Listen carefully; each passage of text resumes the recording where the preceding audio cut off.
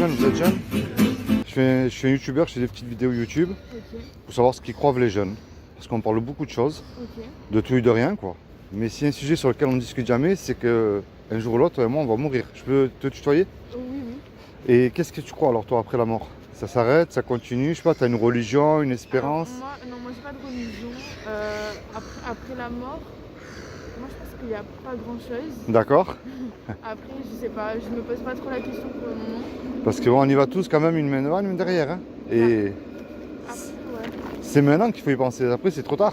Ouais, bah après, moi la mort ça me fait pas forcément peur. D'accord? Mais je pense qu'il n'y a pas. Enfin, il n'y a rien après la mort, juste on dort. D'accord. Voilà. Et votre âme alors, elle va où? Parce qu'elle est éternelle. C'est comme votre téléphone, les ondes. Vous ne les voyez pas, mais elles existent.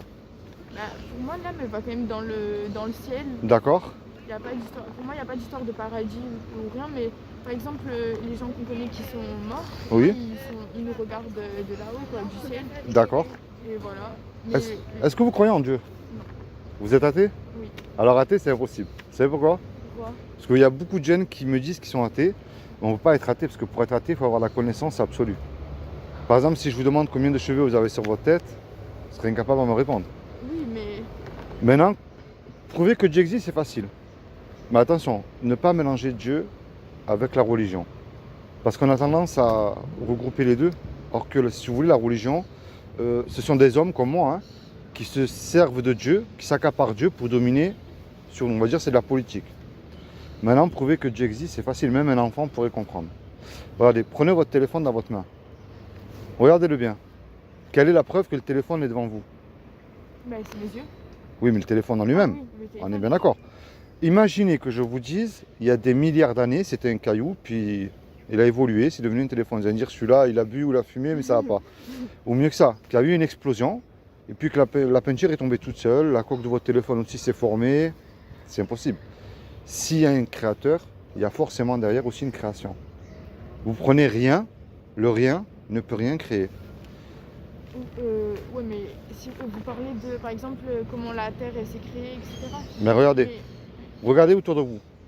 La complexité de l'univers, la lune, le soleil, les étoiles, la complexité de votre corps.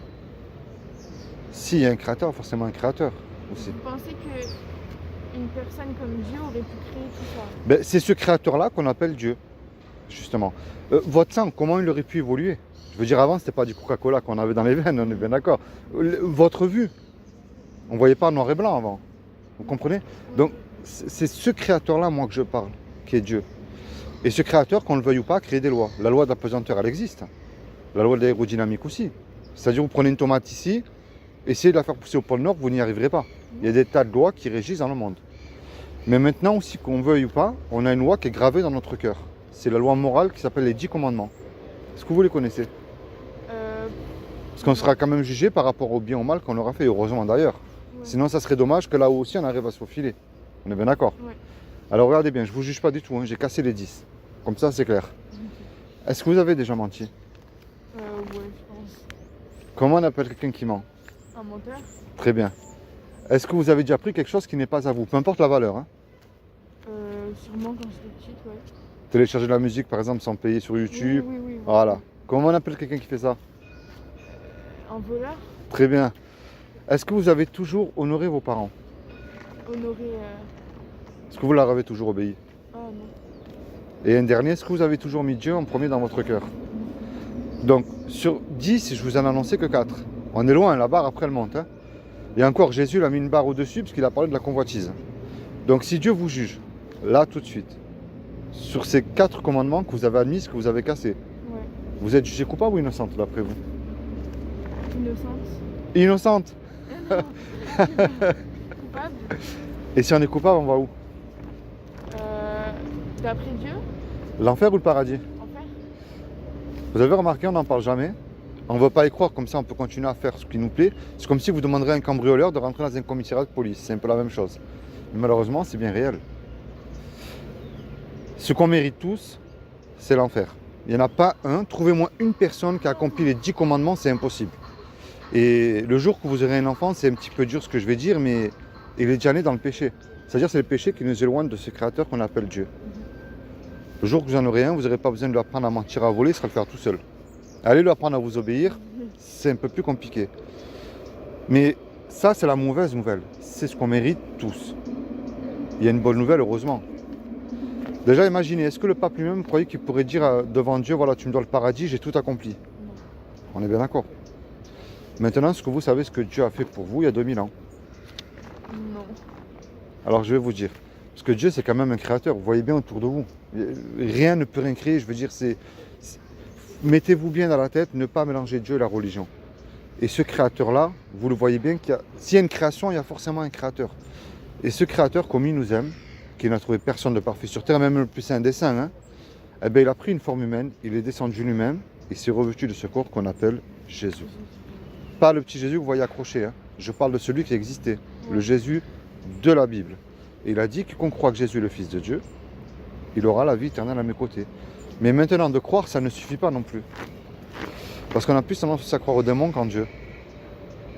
Alors oui, ils existent, et ils croient, et ils tremblent aussi. La clé, c'est un petit mot qui s'appelle la repentance. Et le sens même de la repentance, ça veut dire se tourner vers Dieu. Pas comme ils font les hypocrites, hein, qui vont à l'église le dimanche, qui chantent Alléluia, et après ils ont oublié qu'ils ont chanté Alléluia à l'église. Hein. Vous voyez, c'est une question de foi. Croire, ça ne suffit pas, c'est une question de foi. Imaginez, regardez tous les deux, on commet un braquage. On se fait serrer, bien sûr, on passe devant le tribunal, et le tribunal nous dit, voilà tous les deux, vous payez 1 million d'euros d'amende sur la table, sinon vous finissez tous les deux 50 ans en prison. On est perdu. On ne peut pas effacer le mal qu'on a commis, on est bien d'accord. Puis tout à coup, il vient un homme qu'on ne connaît pas, qui paye l'amende à notre place. Comment tu vas être face à cet homme-là? Je vais être reconnaissante. Forcément. S'il va te demander un service, tu vas le faire aussi du mieux que tu pourras. Ben, c'est ce que Jésus a fait pour toi il y a 2000 ans lorsqu'il est mort à la croix. Donc lui, ce qu'il demande, c'est pas d'aller dans une religion. La religion, regarde, je vais t'expliquer, c'est quoi? C'est des robots. Ils pensent tous la même chose, pris tous à la même heure. Si tu n'es pas comme eux, on va te regarder de travers, te juger, te chasser, voire même te tuer. Mais Dieu n'est pas religieux. Il suffit de lire la Bible. Dieu, lui, ce qu'il veut, c'est une relation personnelle avec toi. C'est-à-dire que tu lui dis ce que tu as dans ton cœur. Parce que tu as peut-être, toi, eu des injustices que moi, je n'ai pas eues. Tu as eu des joies aussi que je n'ai pas eues. Ça nous montre quoi? Ben, que Dieu ne nous a pas créé des robots. Oui, non. On est bien d'accord. Donc moi, je t'encourage. Tu vois, mon but, c'est pas de t'envoyer dans une église, dans une organisation, dans une secte. Tu peux regarder le traité. Derrière, c'est juste un petit résumé de ce que je t'ai expliqué. Mon but à moi, c'est de te faire prendre conscience que, et je pense que tu le sais, quoi qu'il arrive, un jour ou l'autre, on va mourir.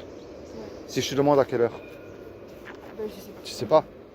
Si ce soit de vivre jusqu'à 120 ans et en bonne santé, toi comme moi, tous les deux, on ne peut pas se garantir 5 minutes. Non. Donc c'est maintenant qu'il faut prendre les bonnes décisions. Suivre Jésus, c'est le reconnaître comme sauveur et Seigneur. Alors sauveur, l'histoire du braquage, cet homme qui a payé ton amende, le jour du jugement dernier, parce qu'il y aura un jugement dernier, c'est Jésus lui-même, le meilleur des avocats. Seigneur, alors je vais t'expliquer, ça veut dire quoi Seigneur? Si demain tu es confronté au mensonge, ça arrive, hein? Tu vas dire, attends, là, si je mens, personne ne le sait. Mais Jésus, il est mort pour moi à la croix. Ça voudrait dire que je lui crache une deuxième fois dessus. Ouais. Alors quoi qu'il arrive, je décide de le suivre et de ne pas mentir. Tu vois, la foi chrétienne, c'est pas mettre une soutane, c'est pas allumer des cierges, c'est pas mettre je sais pas, prier devant les statues ou toutes ces choses-là. Non. Lis la Bible et tu verras que Jésus, ce n'est pas une religion, c'est une relation personnelle. Est-ce que tu en as une? De quoi? De Bible? Non. Alors je te fais le cadeau d'une Bible, c'est gratuit. Et moi je t'encourage à la lire et à mettre en pratique ce que tu comprends. Ce que tu n'as pas compris, on ne peut pas te juger. Tu n'as pas compris, tu n'as pas compris. Ce que tu comprends, par exemple, ne mens pas, c'est très simple. Hein. Tu vas dire, attends là, je le mets en pratique. Tu vois, et de lui parler, tu sais, prier, c'est pas réciter des prières toutes faites. Ça marche pas, c'est bidon, c'est zéro. C'est lui dire tout ce que tu as dans ton cœur. Aujourd'hui, je suis en colère. Voilà, je suis en colère. Pourquoi il m'arrive ça? Aujourd'hui, voilà, ben, merci Seigneur, ce que tu m'as donné. Aujourd'hui, je vois, par exemple, j'ai eu une bonne note, eh ben, merci. C'est ça. C'est le faire rentrer dans ta vie. Ouais, mais après, imaginons j'ai une bonne note. D'accord. C'est grâce à moi. Oui, mais je veux dire, tu vois, c'est-à-dire rendre grâce en toute chose. Tu comprends ce que je veux dire? Je sais pas, tu aimes tes parents. Oui. Ben, tu vois, Jésus, il n'y a pas de limite d'amour avec lui. Tu comprends? Et c'est ça, c'est gravé dans ton cœur. Tu vois, être chrétienne, c'est pas écrit sur ton front, c'est dans ton cœur. Alors, je vais te faire cadeau d'une Bible. Tu la liras quand tu auras envie. Et quand tu la lis, alors pourquoi la Bible, un exemple? Pourquoi pas le Coran ou le livre des bouddhistes? Il y a peut-être de très belles choses écrites. Hein. Je vais t'expliquer, la Bible, c'est un livre historique que tu vas retrouver à travers l'histoire et l'archéologie. Ce sont des choses qui se sont passées. Et je peux t'encourager à faire la recherche toute seule. Ce qu'il n'y a pas dans tous les autres livres, c'est uniquement dans la Bible. Ce sont des prophéties accomplies à la lettre. C'est-à-dire qu'il y a 2000 ans, des hommes inspirés de Dieu ont écrit des choses qui s'accomplissent aujourd'hui à la lettre. Tu as la chute de l'Irak de Saddam Hussein, qui a été prophétisée par le prophète Isaïe et Jérémie. Tu as des tas de choses écrites, mais il faut s'y intéresser. Ce n'est pas un livre religieux poussiéreux. Malheureusement, on ne la lit pas à cause de mauvais serviteurs qui s'en servent. Mais moi, je peux te garantir que lis la Bible, mets-la en pratique, et ce livre va transformer ta vie. Ça, je peux te le promettre que c'est la vérité. Mais après, bon, il faut s'intéresser de cœur aussi. Ok. Alors, je sors cadeau d'une Bible. Alors, regarde.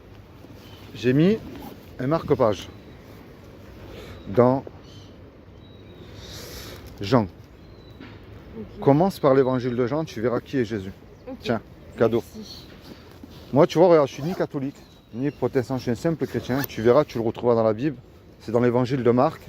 Jésus nous dit, allez, je t'annonce l'évangile, libre à toi d'accepter ou pas. Mon but, c'est pas d'imposer quelque chose. Mais imagine un peu, imagine tu es malade. Gravement, hein, je te le souhaite pas. Hein. Oui.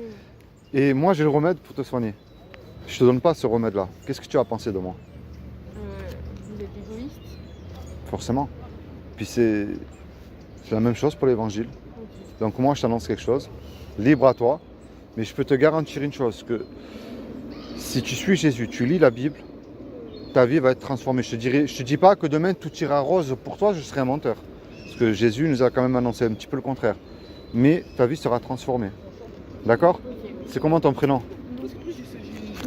Lou. Lou? Moi c'est Philippe, sois béni Lou. Puis rapproche-toi au moins de Jésus, lis la Bible, c'est important. D'accord? Allez, merci. Bonne journée. Au revoir. Merci.